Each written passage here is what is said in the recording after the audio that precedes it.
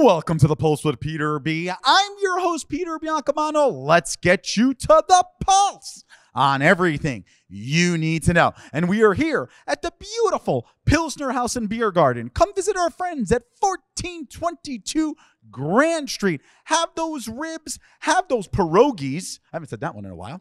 And have that iconic beer here, because the person to my right knows all about the above. You know, you're usually option D in the all of the above. All of the above, exactly. We're sticking with the like cheeseburger pierogies area right now. Exactly. And that is our Places Insider, Daria Peace of at Hoboken Eats. It's so great to see you again. Thank you so much for having me again. We've been on a streak lately. We have been on a streak. and it's not me, Daria. Nobody likes me. It's all about we know that. Daria. Exactly. Exactly. Well, welcome back. And again, last week I deprived you of food, and I'm going to do it again this week. My apologies. I don't know why I keep coming back. Exactly. Good thing that the staff, the wonderful staff here at the beer garden, will just say, Daria, what do you need? I know they do. This is like my favorite place to come to. Exactly. Every week. And we appreciate you being here. Now, last week we spoke about the West Coast, which was San Diego, California. I'm just going to keep saying it. I can't wait to hear the accent for this one. I mean, we'll get to that in a second. But we're going international, Daria. Yes, we are. We did go international before. We spoke about Dublin, Ireland. We do you have. Remember? Yep. But now we're going north of the border, eh? Hey. That was pretty good. That was pretty good. And we're going to be talking about one of my favorite cities, Toronto, Ontario, Canada. Not because I'm a big hockey fan, but you know, I've been there, Daria, plenty of times, probably 3 or 4 times, and I have to be honest with you, I am amazed every time I go about the food scene. What did you like? My mom and I went together on like a 4-day girls trip, and I'm pretty sure all we did was eat. Wow. All we did was eat. And honestly, I don't even know where to begin, because there are Toronto reminded me of like a smaller New York City, which I wasn't prepared for. Interesting. Okay. There are so many different little areas of Toronto that there's everything to do there. Everything to do. My favorite thing that we did, though, was we went to the CN Tower for dinner. No way. The 360 restaurant. I just went up there and paid like $50 to walk around. No. You go up. You go all the way up. Mind you, found out my mom is afraid of heights, so that was a really great time to find that out. Go all the way up to the top, and there's 2 levels of seats. We had the seat that was right next to the window. Mm-hmm. It rotates. No way. It rotates, so you get 360 views. You're not just while you're eating? While you're eating. Slowly, so slow that you can't even feel the motion. All right, just making sure, you know, because you But when they call it 360 restaurant, so what if you get stuck with the bad view, and you're looking out and you're not seeing, you're looking at the same thing, or maybe like, I don't know, there's like a bird that keeps flying in front of you. You don't want to look at the bird all the time. This took you, I don't know, anything could happen. This took you all the way around for your entire meal. How about the birds following you around, Daria? No, that didn't happen. That can't happen. Anyway, so I'm sure the food there was exceptional. Top notch. Do you remember what you had? I had duck. What? Yeah. Was that the first time? No. What? No, I had that in Boston for the first time. Okay. Yeah. I guess let's compare the duck that you had in Boston compared to the one at the. Well, funny enough, I had it at the I'm forgetting the name of the place in Boston, but it was the tower in Boston as well that you could eat. I know what you're talking about. It's not coming to me right now. I try, when I'm in elevated places, I like to eat elevated foods. Someone super special. Yeah, apparently so. You know, I mean, and I don't think ducks can fly that high. So I wasn't looking at when I was eating it. But it was great because we had our full, I had my meal, and then we got a bottle of wine. You make it a nice evening. Then once you're done, you're able to, there's like an area where you can go hang out and have some more drinks. Awesome. And then you can go outside there's like an outdoor view, like observatory that you can go and look at everything at night. Like, it was a really, really cool experience. We were there for like a few hours, which, you know, for dinner, that's your whole evening. We always talk about this. Is it a date night spot? Good point. I'm like, man, we got to go to Toronto. Yeah, no, 100%. And that area is really, really cool. The baseball stadium's right there. The Blue Jays. You actually you could see it at the bottom of the CN Tower. Yeah, it's really cool. Yep. And speaking of sports, we actually stayed next to the Raptors. Oh, it used to be called the Air Canada Center. Forgive me if everyone was calling it Jurassic Park. I believe the Maple Leafs play there as well, if I'm not mistaken. Yes, I think so. Yes. I believe so. But it was it was a final. It was like the final game, and for the NBA? Yeah, oh, wow. the whole city was shut down. Wow. Yeah, we were Raptors fans that weekend. It was wild. Why not? It was crazy. There was a concert. It was everything. Yeah, it was nuts. You know the old saying, "When in Rome, when in Toronto." When in Toronto. Speaking of that, I'm always amazed at the Italian food when I go up to Toronto. I don't know if you got to visit an Italian restaurant while we had pizza. Was it phenomenal? We had pizza. Also by our hotel was this cute little water area, and there was all these different little outdoor restaurants, which I love that. I'm big on the vibe and the ambiance, which this delivered. And I couldn't even tell you what the name of it was, but there was a pizza place right there on the wharf area. And we each got our own pie, and we crushed it. We crushed it. You know you're having a good time when you crush a whole pie. We crushed it. We absolutely crushed it. But another thing to call out, speaking of Italian, there was a lot of wineries in Toronto that I wasn't prepared for. Interesting. Yeah. We didn't. You don't really think of Toronto as having vineyards, right? No. And so on. And we didn't even know that. We kind of discovered it on accident. But we ended up going to Wayne Gretzky's. Yeah, he has a winery and distillery. So leave it to the greatest hockey player. Of course, hockey was born in Canada to have a place in Toronto, right? Yep, and leave it to us to go. And leave it to you to go. Yeah, exactly. That was fun. It was cool. It was like, I kind of forgot I was in Toronto for a second. Right. Which, like, nothing against Toronto. I just didn't know they were known for wine. Right.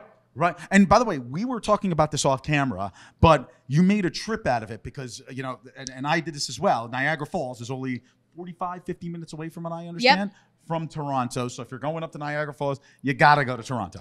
100%. You're going to find this maybe funny. I cried a little bit, but the night before we were supposed to fly to Toronto, my mom and I's flight got canceled. Oh, no. And it wasn't going to be rescheduled for 2 more days. Oh. So we flew out. We started driving right away that night. And we stopped at Niagara Falls. It kind of helped us kind of craft that little trip because it's what you were saying, 45. It's like 45 an hour. About an hour. Yeah. So we stopped at Niagara Falls, and super cool experience. We didn't do the boat. Did you go on the boat when you went? I did not. I just kind of just drive through. Yeah. I'm trying to get to Toronto. Yeah, we got out. We looked at all the things. We took a bunch of pictures. That kind of stuff. And by the way, and maybe you had this in your pockets, and excuse me for ruining it.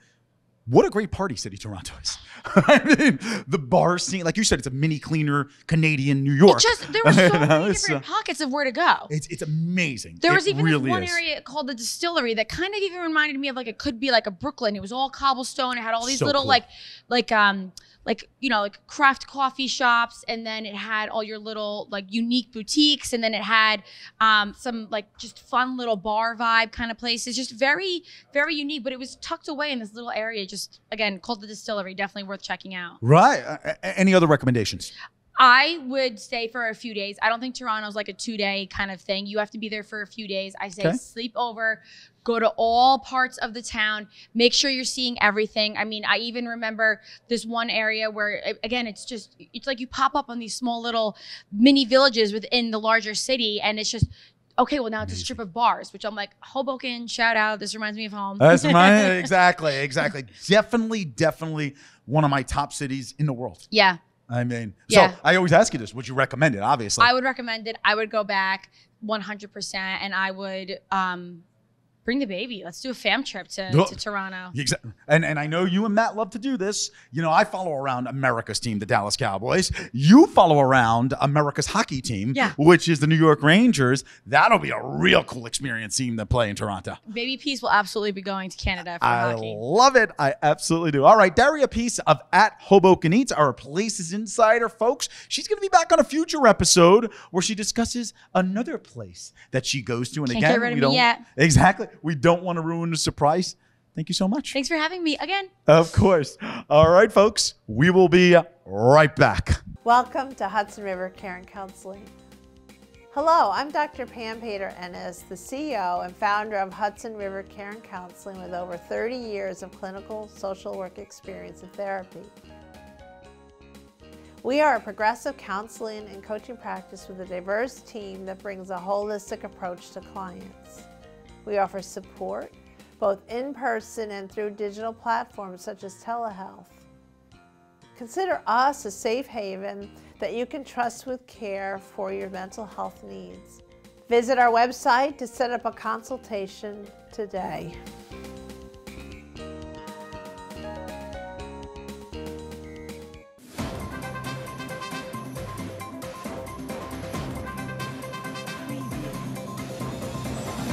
Peter Biancamano, your hostess with the mostest of the Pulse with Peter B.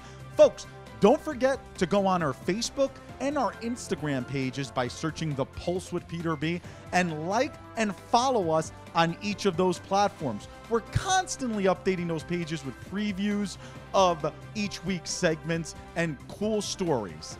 Also, if you have any questions, feel free to reach out to our email address at thepulsewithpeterb@gmail.com. Welcome back. I'm your host with the most, Josh Sotomayor Einstein, and I'm so glad that you're joining us from TV land and the internets. And I'm so happy that Peter Biancamano isn't here, and that I'm joined by a wonderful, wonderful guy, Pastor Chris High from Hoboken Grace. How you doing? I'm doing great. Thanks so much for having me. Looking forward to it. All right, as am I.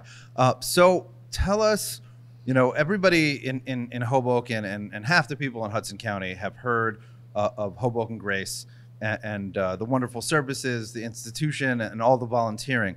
But what was the genesis of the church? I said Genesis. I got it. So Hoboken Grace came out of several churches across the New York metro area. And it was a group of people who were noticing that Hoboken was shifting in terms of demographics, or had shifted in terms of demographics. And there was kind of a need there for a church that would step in and specifically work with that new demographic that was coming up inside of the city. And so that's really kind of what was the genesis, if you will, is a group of people who just stepped in. And Hoboken Grace, when we first got started, much like Hoboken 15 years ago, because we're about to celebrate our 15th year birthday, Hoboken was very young at that time, and Hoboken Grace was very young at that time.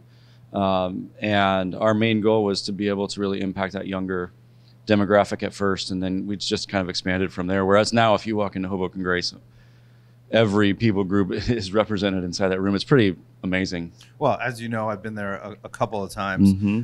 I am no Christian, but I have plenty of friends that are Christian and have told me about the wonderful worship that goes on there. So I went, once, and then I was like, I got to see if every time it's this fun.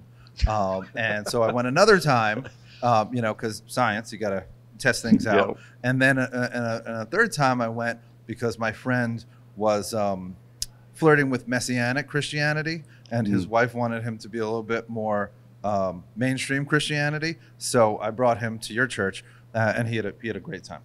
So. Yeah, it's been amazing to see how God's worked, and just all of the relationships, friendships, the community that's been developed there. And from the beginning, another one of our main focuses has been, and you've seen this, is how can we love our community? How can we love our city as best as we possibly can? And not just bring people together, like people who are part of our church, if you will, but to be able to bring the community together for that and in that. And that's probably where most people know us from, are things like the Easter egg hunt, an event where you see up to 5,000 people who are part of this event. And then you get one day, several hundred people carrying out projects all throughout the city. The Christmas exchange has become really big. And, our goal with that was to make sure that no child in our city goes without a gift on Christmas morning. And I think we have like 3,000 people who are part of that, adopting families and giving. And it's just kind of, how do we bring people together inside of our community? I mean, and correct me if I'm wrong, the Easter egg hunt usually happens at Mama Johnson Field. Yeah. So you have your church. I know we're not a large town, but so many people in their little, and I'm not saying that in a negative way, but I myself do it too. We get into tunnel vision, where it's just we go where our friends are, we go where our community is, and we don't branch out. And your church is on, relatively the west side of town. And Mama Johnson, on the east side of town, and Mama Johnson's all the way on the west side of town. And you don't see that people branching out and meeting other people from, all parts of town, all walks of life, as much as you do, at Hoboken Grace. That's one of the things I love about that event in particular, is that I think you see all of those little pockets and neighborhoods and groups, however you want to, like, coming together in one spot, which is pretty powerful, pretty significant. And unfortunately, we're constantly working for that to happen in more environments and spaces. Mm-hmm. Now, in terms of more environments and in spaces, what is going on with the movie theater? I won't hold it against you that you now, own a movie theater or renovating a movie theater, and I don't have a place to walk where I can watch movies. But you didn't kill the movie industry by yourself. But what's going on in that space right now? Yeah, this is just a continuation of what we've been trying to work towards, what we've been working to build. And we've been looking for space. We've rented for 15 years. So we've never had a space that's ours. And that's not just space that we meet in, it's also office space. If you walk around town, maybe you've seen different Hoboken Grace offices or storage spaces. And we've always just asked the question, how do we steward our resources as best as possible? How do we help other nonprofits in the community steward their resources as best as possible? And so we've been looking for space. The previous owners of the movie theater actually approached us originally to lease the space on a short-term lease because they were working to turn it into condos. So they already had the plans done. They were already working to get those approvals. And they said, while we're in the process of doing this, would you be interested in leasing the space? We said, we're not really interested in short-term lease, but we really wouldn't like for that building to not become another condo building. And so we started talking to them about purchasing it with the thought that, okay, this can become a phenomenal multi-use space. And the way that I say it to our church over and over again is, this is not a temple, this is a tool. Mm-hmm. So this is not a religious space. This is a multi-use space. And it's hard for us to explain that to people. I don't think people really get it. I don't think they're actually going to get it until they see it. And so when you walk into the space, you have one theater that's still a movie theater. We kept it a movie theater. We actually restored it. It's in much better shape than it was previously. And that's going to be able to be used for family movie nights and the nonprofits that we work with, like True Mentors, to be able to use that space for their kids. And so that's going to be one of the spaces. Two of the other spaces, one of them still has a movie screen and still has the projector, but is a flat floor. So you could do dinner and a movie. Or let's say your organization wanted to bring together and do some type of seminar. Well, now you have this massive screen behind you. It's really engaging environment. And then there's going to be a larger, again, space that has a flat floor but also has screens. And then there's going to be a space that's carpeted, that's in smaller classroom type spaces to be able to be used by other nonprofits as well, as they're looking at smaller meetings and things like that. And then we built out our office space as almost like a WeWork for nonprofits, so that those other, because you think about it from when you look across Hoboken and all the different nonprofits that are here, we're all in these little spaces that we're trying to find, that we're scrambling for, and you can barely afford. In opposite parts of town. And everybody's got a printer, and we're spending all of this money on this infrastructure stuff that could so easily be consolidated. Mm-hmm. And then that just frees up resources to do what really all of us want to do better and do more, which is to love and impact the community. Amen. So we want that to be available.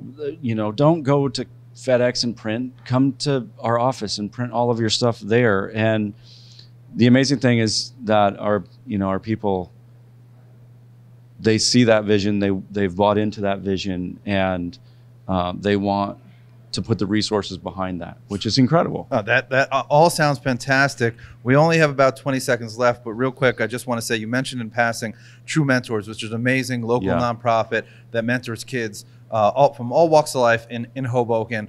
I haven't volunteered in years in it, but it is no less important than it was in the past. And correct me if I'm wrong, but it was started, if not by Hoboken Grace, then by people that were in the core community of Hoboken Grace. It was started by Hoboken Grace. So We have to go, but why don't you tell people when when worship services and the address of the church, and we'll put it on the screen as well. Yeah, so currently we meet at 301 Garden Street, and we'll be probably until we open the space, hopefully in the summer, 301 Garden Street, and we're there 9:30, 11, and 12:30 every Sunday. We'd love for you to stop by. Oh, well, thank you so much for joining us.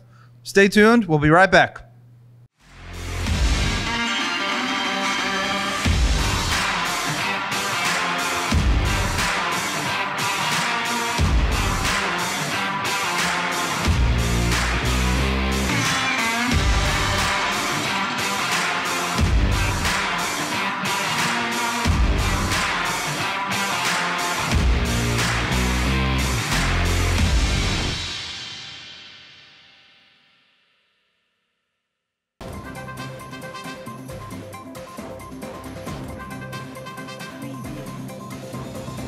Peter Biancamano back with you.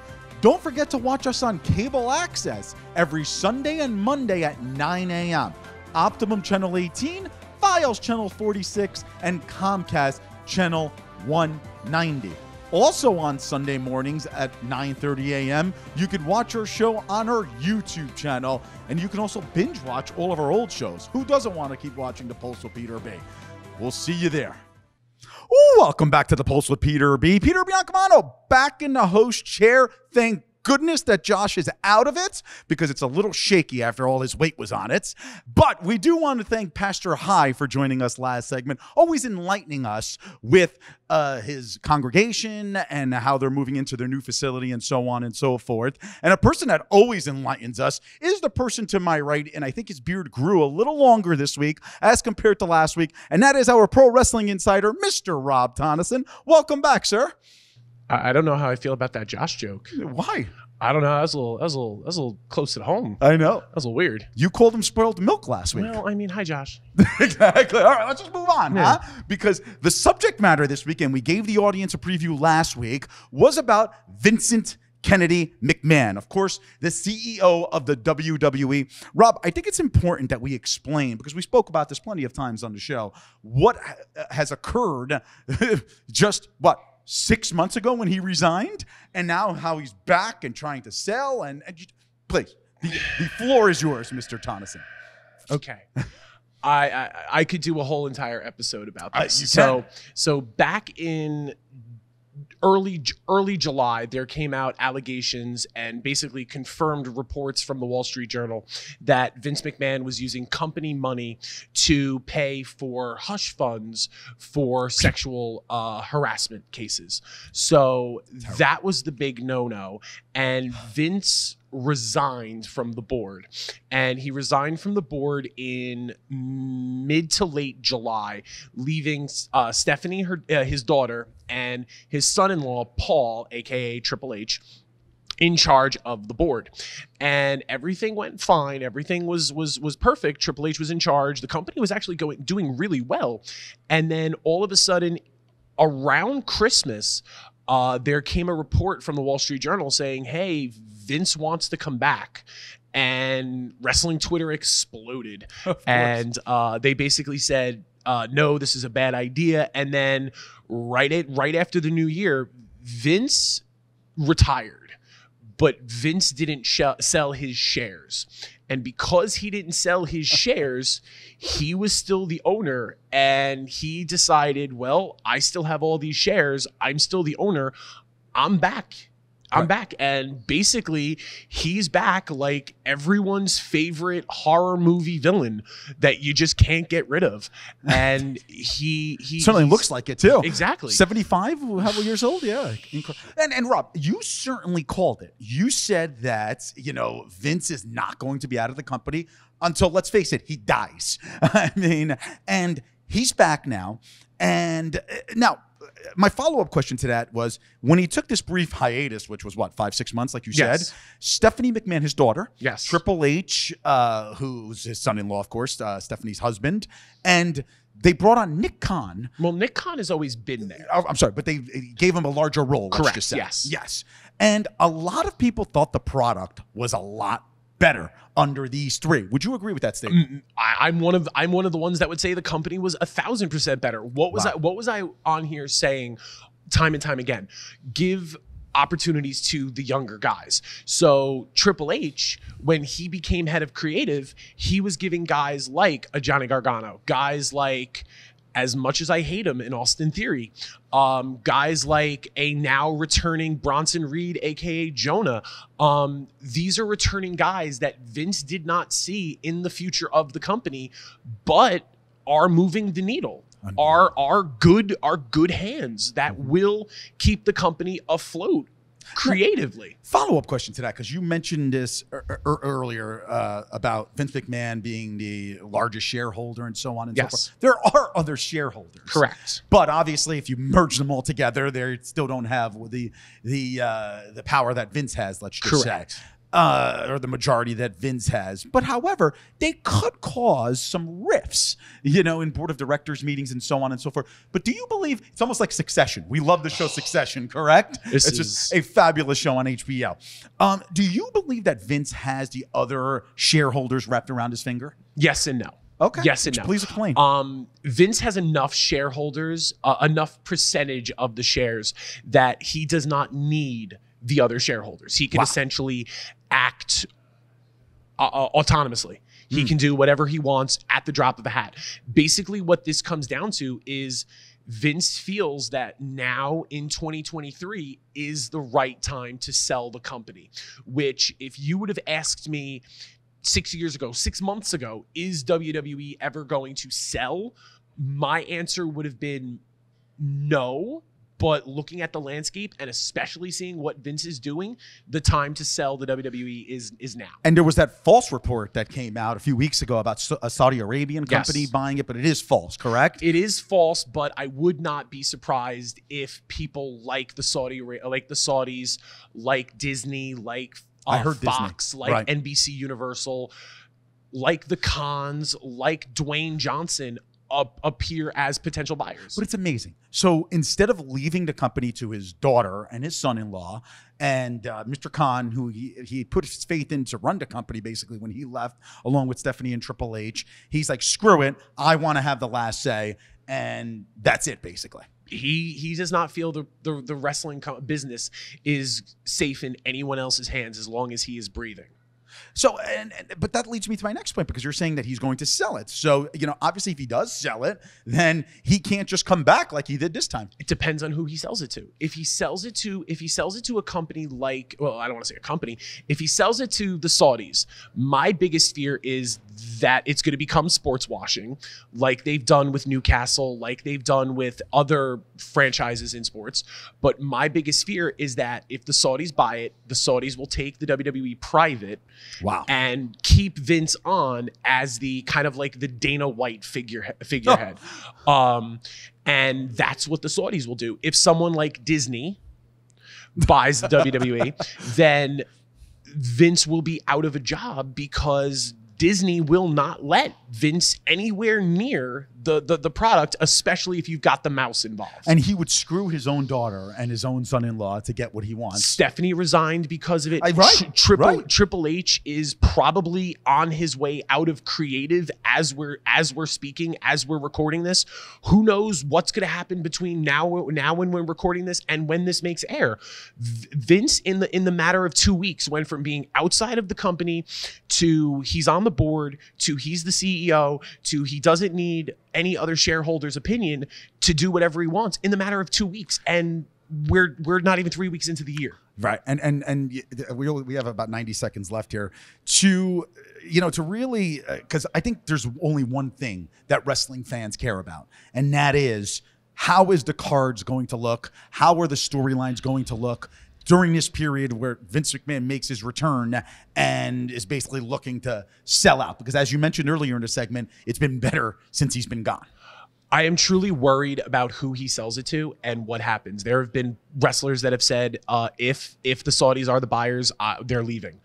Wow. So it depends on who the buyer is, and it depends on what they want, what their vision of WWE is. Because if it is a corporation like Disney, like NBC Universal, like Fox that buys it, that's just a name on a spreadsheet. If it's someone like the Saudis, yeah, they're going to be a little bit more hands-on with it, but it's going to be sports washing. So it's not a good situation regardless. It's definitely not. And I guess we're just going to have to keep tuning in to the product, as they say, and checking out where it goes. Who knows? We might be surprised after seeing Vince at the helm for another couple. I hope to be surprised, but I'm not. You're not confident. I mean, Tony, if you're listening, Tony Khan, please buy the company. No, there you go. Of course, Tony Khan is the AEW CEO and founder, I believe, correct? Yeah, well, one of the co. One of the founders, exactly. Well, Rob Tonnesen, our Pro Wrestling Insider, thank you so much again for stopping by 2 weeks in a row. We really appreciate it. My pleasure. Exactly. And WrestleMania is just around the corner, so we'll be calling you back. Yeah, April, which is just around the corner. Oh, if you're doing calendar, yeah. Exactly. Thanks again, buddy. I really appreciate it. All right, folks. Join us next week for The Pulse on everything you need to know. I'm Peter Biancamano. I hope you have a great week, everybody.